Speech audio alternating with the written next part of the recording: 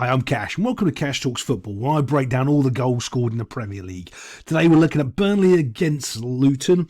There's not really much to talk about here, but the second goal is very important because it's a keeper mistake and a keeper error, and you see this stuff happen all the time, and normally people get away with it, but they didn't this time. But first of all, we're going to be looking at Burnley, and Burnley actually they do well passing the ball around. They just make really bad decisions in the final third. And I'm always commenting about how bad the defenders are in the Premier League because they don't do certain things. There's one chap here does, though, and what that is he's got his head on a swivel and he's looking around to see what other players are going on in and around him, so he can pick up who he's going to mark and what's going to happen. But also, I want you when you're looking at this, just before we move it forward, you're looking here at three defenders trying to defend these three players, and they do a good job of actually actively trying to slow the ball down. Now, I always have this huge rule when I'm coaching teams: basically slow the ball down, tackle by the 18-yard box in certain situations. So this would be one of those certain situations where you've got you're basically 1v1 here. If you step in, he can go in behind you and they're in on goal. You're taking away the space. The space is the danger. You want to get rid of the space, right? So you're jogging backwards slowly, not too fast, keeping enough pressure on the ball, and that's exactly what they're doing here. Look, he's jogging, not in a big hurry, but they're slowly eating the space away because the space is dangerous.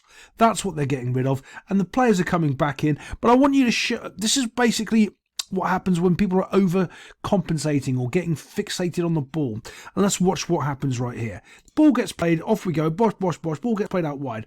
Brilliant.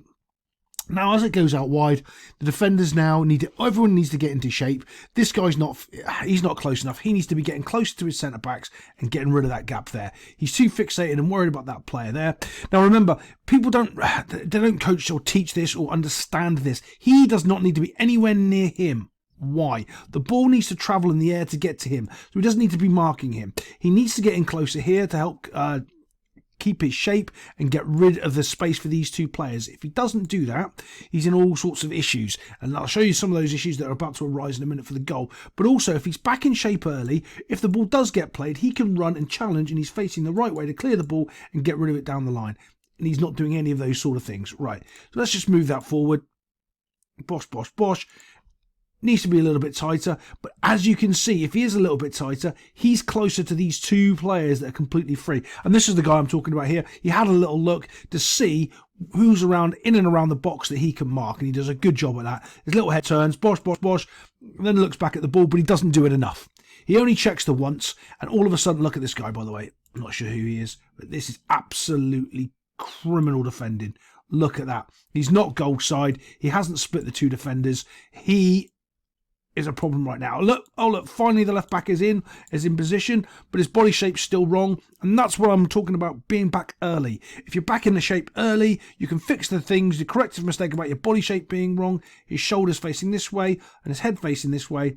He would be back much quicker and he'd defended it much earlier if he'd actually bothered to run and get into space, but he didn't do that.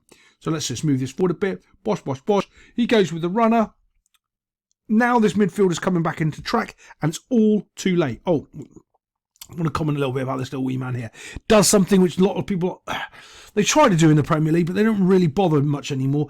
He actually runs to the byline, and this is where all the trouble starts, because as soon as he starts running to the byline, Bosh beats his player for pace.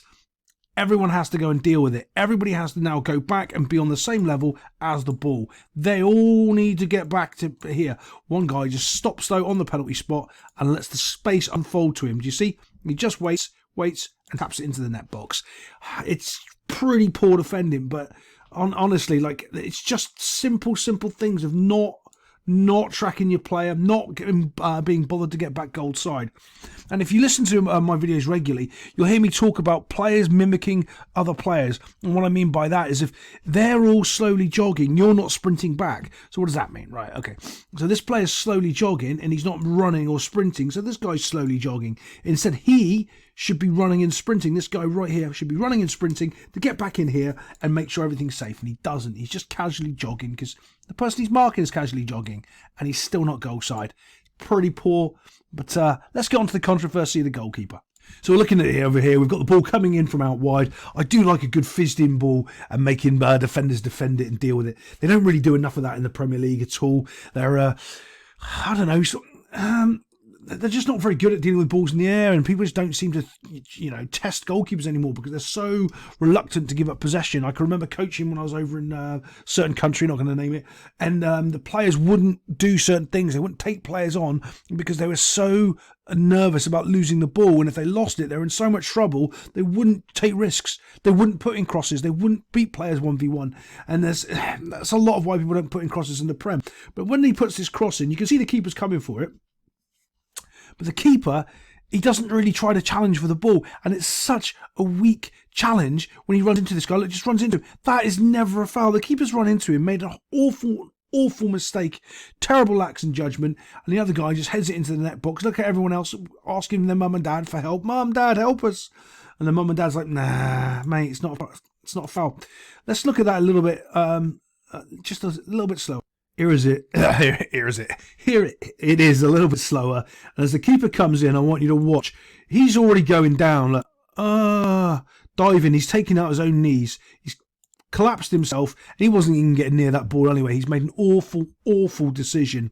They get themselves a goal. And just terrible goalkeeping. You see this quite a lot, though, in the Prem. Every single time a goalkeeper gets touched, he goes down expecting a free kick, because apparently if you touch a goalkeeper, it's criminal offence, but not this time. And they lose a goal because of it, and rightly too. See you next time on Cash Talks Football.